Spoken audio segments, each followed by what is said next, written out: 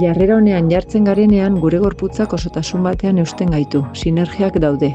Orduan, gorputz jarrera oinetatik burura elkartu behar dugu. Oinen posizioa, oinak aldaken parean egonen dira irekita, ez oso irekitak, ez oso itxitak. Hurrengo artikulazioa, belauna. Belaunak desblokeatu behar da. Ez badakizu horrela dagoen, eraman guztiz atzerantz belaunak eta gero tolestu pixka bat, postura jaitsi gabe. Hurrengo artikulazioa, aldaka. Honen posizio neutra izan behar da. Jakiteko nola dagoen, bi muturretara eraman, sartu ipurdia, aldakaren atzera bertsiotik pasatuz eta gero atera ipurdia. Haunitz, eta gutxi gora bera, niretzako erdigunea dena bilatzen dut, belaunak desblokeatuta mantenduz. Gero saietzen kokapena, bai aurretik eta bai atzetik saiatzen naiz igotzen. Aurretik soberaz igotzea, atzekoek ere bere kokapena goian izan dezaten.